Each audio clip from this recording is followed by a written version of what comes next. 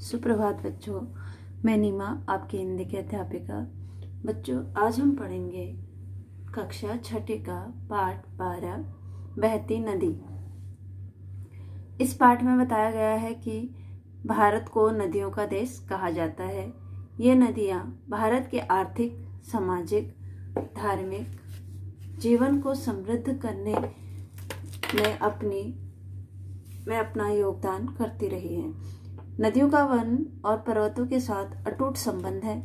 पाठ में वनों की महत्ता को भी रेखांकित किया गया है। पर्यावरण प्रदूषण और जल प्रदूषण से बचने के लिए यह जरूरी है कि वन उगते रहें, फूलते फलते रहें, पर्वत वनस्पतियों से ढके रहें, नदियां निरंतर बहती रहे।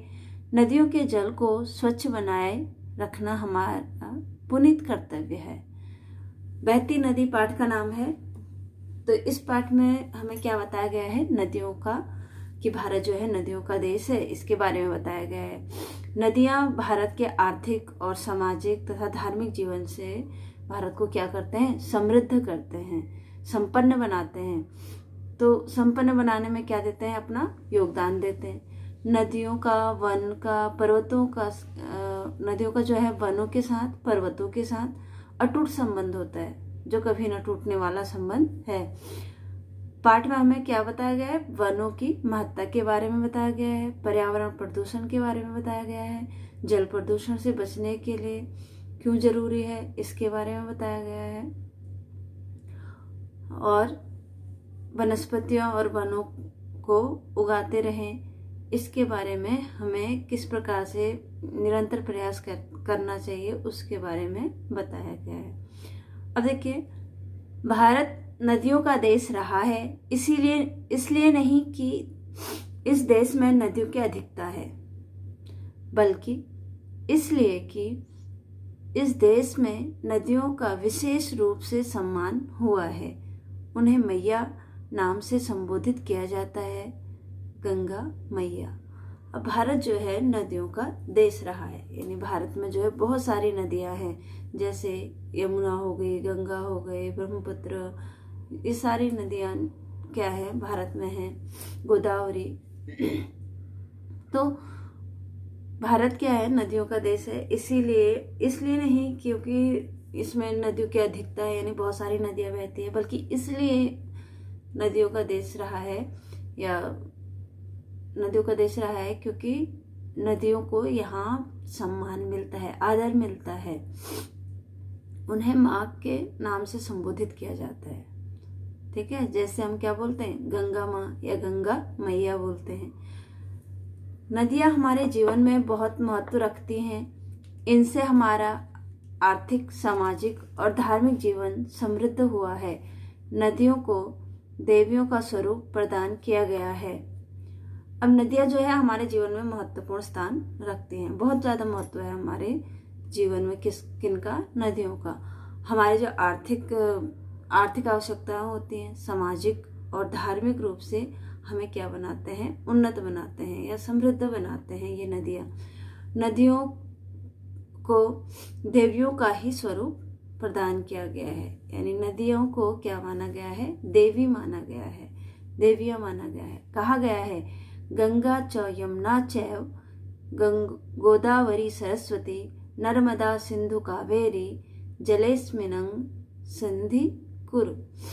गंगा च यमुना च, गंगा यमुना, चैव गोदावरी सरस्वती, और गोदावरी और सरस्वती, नर्मदा नदी, सिंधु नदी, कावेरी नदी, जलमिस्ने सन्निधि कुरु। जल क्या है? जलमिस्ने सन्निधि कुरु, तो जल से समीपता प्रदान करे अर्थात गंगा, यमुना, गोदावरी, सरस्वती, नर्मदा, सिंधु, कावेरी नदियों के जल से निकटता प्राप्त करें। जिस प्रकार वनों का वृक्षों से, नदियों का जल से अभिन्न संबंध है, उसी प्रकार नदियों का वनों से भी गहरा संबंध है। वनों के रहते नदियां स्वतः फूट पड़ती हैं, बहती रहती हैं। वन नहीं रहेंगे तो नदियां भी नहीं रहेंगी। नदियों के न रहने पर हमारा जीवन का स्रोत ही सूख जाएगा। अतः हमारे जीवन में वनों और नदियों का बराबर का महत्व है। अब देखिए, जिस प्रकार वनों का वृक्षों से संबंध होता है, यानी अगर वृक्ष होंगे तभी तो वन होंगे।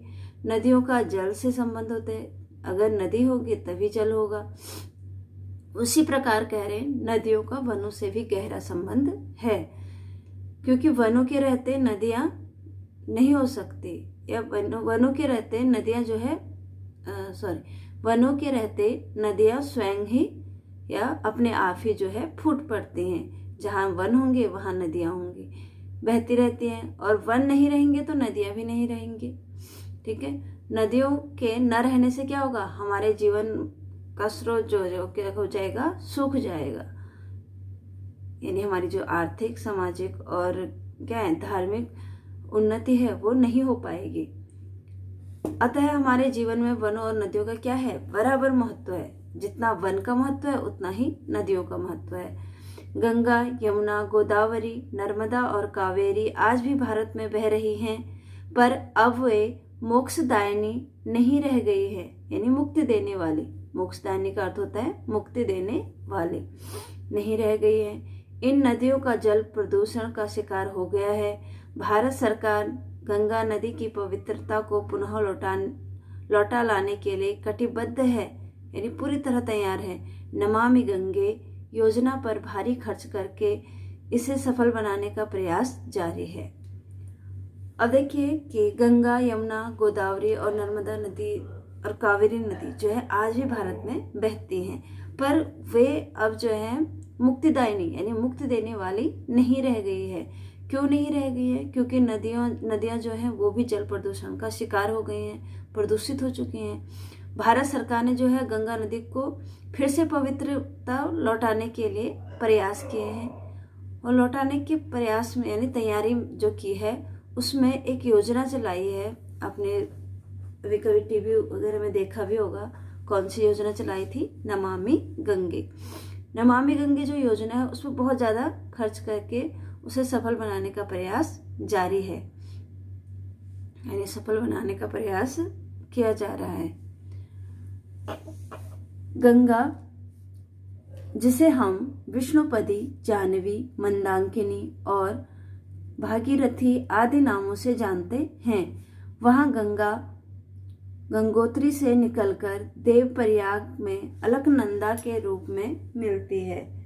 आगे गंगा का नाम धारण कर हरिद्वार तक की यात्रा करती है।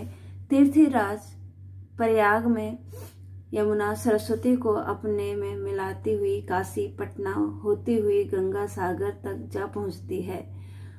अब देखिए कि गंगा, जिससे कि हम क्या कहते हैं, विष्णुपदी।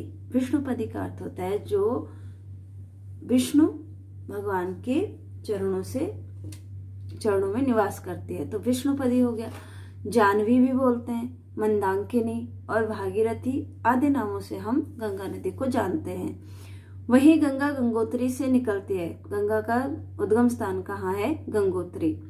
देवप्रयाग और अलकनंदा के रूप में मिलती है, और जहाँ जो गंगा है उसका मिलन होता है दूसरी नदी से, तो उसको देवप्रयाग या अलकनंदा कहते हैं। आगे गंगा, वहां पे जाके क्या नाम हो जाता है उसका? देवप्रयाग में अलकनंदा। आगे गंगा का नाम धारण कर हरिद्वार तक की यात्रा करती है, और जब हरिद्वार में पहुंच जाती है तो गंगा के नाम से जाने जाती है। तीर्थराज प्रयाग में यमुना सरस्वती को अपने में मिला लेती है। जो गंगा नदी है वो तीर्थराज प्रयाग में जब मिलती है, किससे मिलती है? यमुना से सरस्वती नदी दोनों से मिलती है, और काशी, पटना होते हुए फिर गंगा सागर के तट पर पहुंच जाती है, और फिर दोनों से मिलन के बाद कहाँ चले जाते हैं? काशी से पटना होते हुए गंगा सागर में पहुंच जाते हैं। यही हाल यमुना नदी का भी है। यह गंगा की पहली तथा बड़ी पश्चिमी सहायक नदी है। यह हिमालय पर्वतमाला में कोमल पर्वत के आगे से निकलती है। यमुनोत्री आज की कुरसौली से 12 किलोमीटर दूर है। पाली भाषियों में अंतोतल झील को ही गंगा के साथ यमुना और अचिरावती, सरयू तथा मही नामक नदियों का भी उद्गम माना गया है।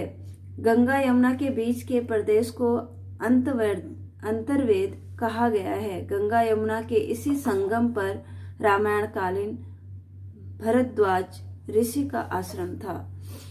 अब देखिए, यही हाल जो है, जिस प्रकार गंगा नदी क्या होती है, विष्णुपदी के नाम से जाना जाती है, जाह्नवी के नाम से जानी जाती है। उसके बाद जो है वो कहाँ जाती है, देवप्रयाग में अलकनंदा के रूप में जानी जाती है। फिर हरिद्वार में गंगा, और फिर तीर्थराज प्रयाग में क्या होता है, उसका यमुना और सरस्वती से मिलन होता है, और उसके बाद वो गंगा सागर के तट पर पहुंच जाती है। इसी तरह यमुना नदी भी क्या कहते हैं, यह गंगा की पहली तथा बड़ी पश्चिमी सहायक नदी है। गंगा की क्या है, एक सहायक नदी के रूप में है। कौन, यमुना। यह हिमालय के पर्वतमाला में कामेंत पर्वत के आगे से निकलते हैं। तो यमुना का उद्गम स्थान कहाँ है, पर्वतमाला, कामेंत पर्वतमाला पे। यमुनोत्री आज की कुरसौली से 12 किलोमीटर दूर है। जो यमुनोत्री है वो कुरसौली से कितने किलोमीटर दूर है, 12 किलोमीटर दूर। पाली भाषियों ने, जो पाली भाषी थे, पाली बोलने वाले थे, अंतोतल झील को ही गंगा के साथ यमुना और अचिरवती सरयू तथा मही नामक नदियों का भी उद्गम माना है। तो पाली भाषियों ने जो है अंतोतल झील में गंगा के साथ यमुना और अचिरावती सरयू तथा मही नामक नदियां जो हैं उनका उद्गम स्थान माना है। कहाँ, अंतोतल झील से। गंगा यमुना के बीच में प्रदेश को अंतर्वेद कहा जाता है। जो गंगा यमुना के बीच के जो प्रदेश हैं उनको क्या कहा जाता है, अंतर्वेद। गंगा यमुना के इसी संगम पर जो है रामायण कालीन जो भरद्वाज ऋषि थे उनका आश्रम है, जहाँ गंगा और यमुना का क्या होता है, मिलन होता है। संगम का अर्थ है मिलन होता है। तो वहां पर रामायण काल के जो भरद्वाज ऋषि थे उनका भी आश्रम है। कहाँ पर, गंगा यमुना के संगम स्थल पर। इस देश की नदियां ही इसकी श्री रही हैं। इस देश की 80% जनसंख्या नदियों की घाटी क्षेत्र में निवास कर रही है। अब श्री का अर्थ है लक्ष्मी, यानी धन, जिसको बोल सकते हैं। इस देश की नदियां, हमारे देश की नदियां जो है वो हमारे देश की क्या रही है, सबसे बड़ा धन, समृद्ध, यानी सबसे बड़ी लक्ष्मी रही है। इस देश की जो 80% जनसंख्या है वो नदी घाटी के क्षेत्र में निवास करती है और उनका जो है जीवन यापन होता है। वनों और नदियों का घनिष्ठ संबंध है। वन नदियों को न केवल उथली होने से बचाते हैं बल्कि भूमिगत जल को सुरक्षित रखकर नदी के पानी की कमी को भी पूरा करते रहते हैं। हमारे देश के भू धरातल की 12% से अधिक भूमि समुचित रूप से वृक्षों से ढकी नहीं है, जबकि 33% का लक्ष्य निर्धारित किया गया था। अब वन और नदियों का क्या संबंध है, उनका बहुत ही घनिष्ठ संबंध है, बहुत ही गहरा संबंध है। वन नदियों को ना केवल उथले होने से बचाते हैं, वन जो है नदियों को न केवल उथले होने से बचाते हैं बल्कि क्या करते हैं, भूमिगत जल को भी सुरक्षित रखकर नदियों के पानी की कमी को भी पूरा करते हैं। क्या करते हैं वन, जो नदियों का जल होता है उसको अपनी जड़ों में, यानी पेड़ जो है अपनी जड़ों में खींचकर उसको भूमिगत यानी भूमि के नीचे जमीन पर सुरक्षित रखते हैं और नदियों की जो कमी होती है वो पूरी करते रहते हैं।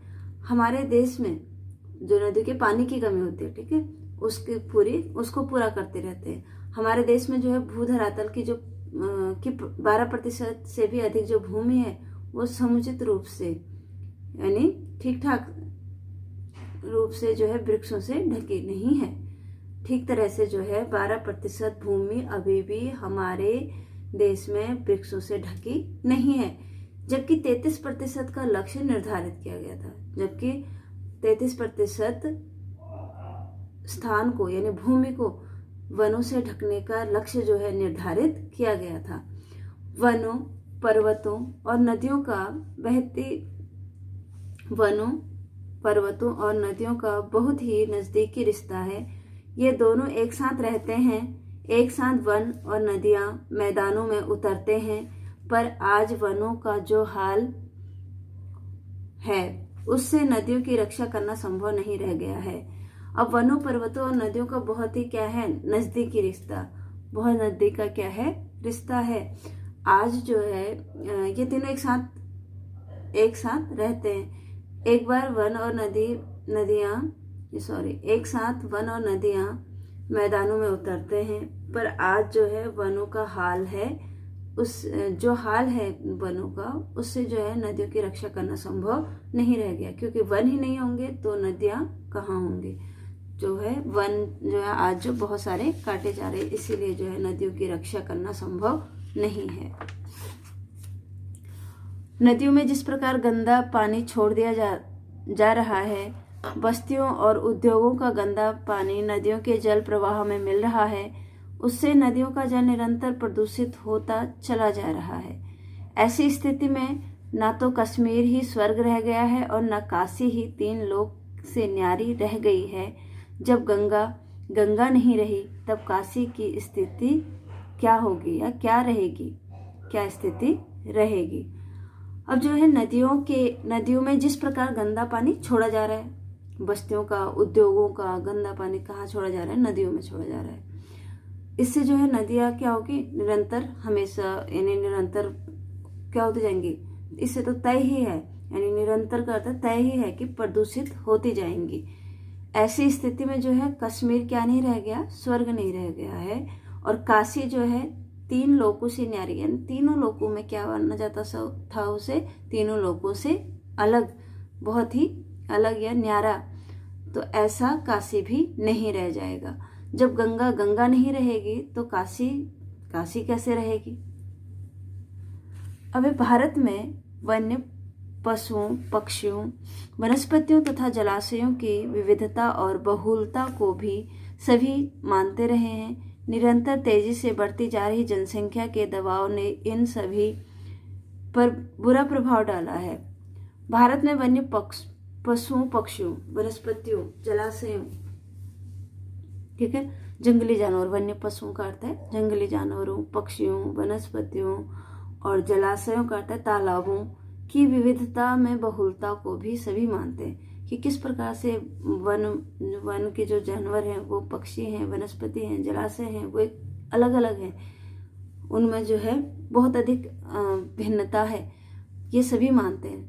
निरंतर तेजी से जो जनसंख्या बढ़ रही है, उसके दबाव में ये इन सभी पर क्या हो रहा है, बुरा प्रभाव पड़ रहा है। किन पर, वन्य पशुओं पर, पक्षियों पर, वनस्पति पर और तालाबों पर। हमें पता है कि चौड़ी पत्ती वाले वृक्षों के स्वयंजात वन नष्ट होते जा रहे हैं। जब यहाँ भी दुर्लभ जाति के पशु पक्षी और वनस्पति जहाँ भी दुर्लभ जाति के पशु पक्षी और वनस्पति मिलती हैं, वे सब प्रायः पहाड़ी क्षेत्र हैं और बढ़ती हुई आबादी के कारण इनका नाश रोकना संभव नहीं है। देसी पौधों की बात करना और उनकी पहचान में घूमना अब पागलपन में गिना जाने लगा है। पढ़े लिखे और तथाकथित शिक्षित लोग ऐसी बातों का उपहास उड़ाते हैं। अब साहित्य में भी उनकी चर्चा होती है। स्वयंजात वनों के न रहने पर वनस्पतियों का भंडार समाप्त होता चला जाएगा।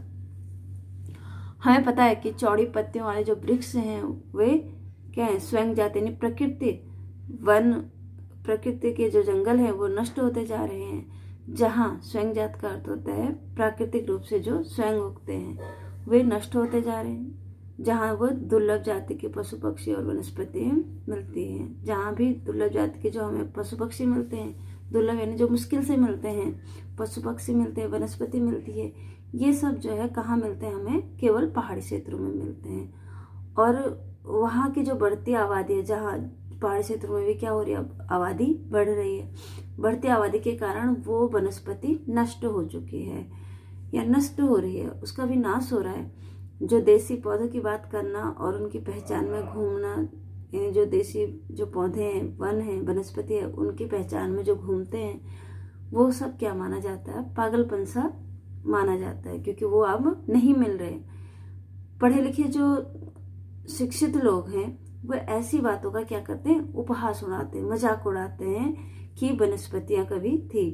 अब जो है साहित्य में भी उनकी चर्चा होती है किनकी, और स्वयंजात वनों के न रहने पर वनस्पतियों का भंडार समाप्त हो गया, क्योंकि साहित्य में भी जो है वनों का, वनस्पतियों का जिक्र किया गया है, चर्चा की गई है।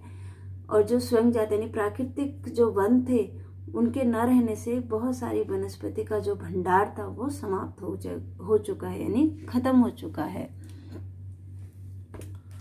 उसके बाद जब विष्णु को लिटाकर देवों ने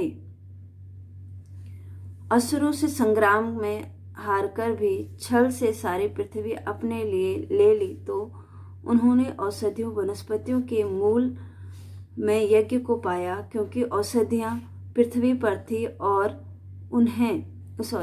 उन्होंने वहां यज्ञ को पाया था। अतः पृथ्वी का नाम वेदी भी पड़ गया। अब देखिए, जब विष्णु को लिटाकर देवों ने जो है असुरों से संग्राम किया था, जब विष्णु को लिटाकर असुरों ने क्या किया, देवों ने जो है असुरों से युद्ध किया था, युद्ध में जब वो हार गए थे देव, तो उन्होंने क्या किया, छल से सारी पृथ्वी को, सारी भूमि को अपने आप ले लिया। तो उन्होंने जो है वनस्पतियों के मूल को, यानी वनस्पतियों के जड़ यानी यज्ञ को पाया, और उन्होंने औषधियों के लिए पृथ्वी, जो कि औषधियाँ कहाँ थी, पृथ्वी पर थी, और उन्होंने यहाँ जो है यज्ञ को भी देखा, किन्होंने, देवों ने। अतः पृथ्वी का नाम वेदी भी पड़ गया, और इसी से जो है पृथ्वी का नाम क्या पड़ा, वेदी पड़ा। क्यों पड़ा, क्योंकि यहाँ जो है वनस्पतियों का भंडार था, यज्ञ किए जाते थे, इसलिए जो है इसका नाम वेदी पड़ा। दूसरे शब्दों में भारतीयों की यह पुरानी मर्यादा रही है कि वह पृथ्वी को अपनी माता मानते हैं, और दूसरे शब्दों में जो है भारतीयों की यह पुरानी मर्यादा है, एक मर्यादा है कि पृथ्वी जो है उनकी क्या है, माता है। आज जरूरत इस बात की है कि हम अपनी भूमि को पहचानें, उस पर लगी वनस्पतियों की रक्षा करें और नदियों में स्वच्छ जल प्रवाहित होने दें।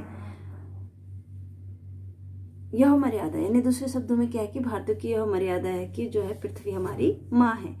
तो अगर आप माँ मानते हो तो आज यह बात जरूरी है कि हम अपनी भूमिका या अपनी माँ को पहचानें और उसमें लगी जो वनस्पतियाँ हैं उनकी रक्षा करें, नदियों को स्वच्छ रखें और जल को क्या है, बहने दे, यानी स्वच्छ जल को बहने दे भारत में। तभी जो है हमारी यह जो मान्यता है या जो हम मर्यादा है हमारी कि हमारी पृथ्वी जो है वो माँ है, तभी साकार होगी जब हम क्या करेंगे, भूमि को पहचानेंगे और उसमें लगी वनस्पतियों की रक्षा करेंगे, नदियों को स्वच्छ बहने देंगे। तो आज का पाठ हमारा यहीं समाप्त होता है। धन्यवाद।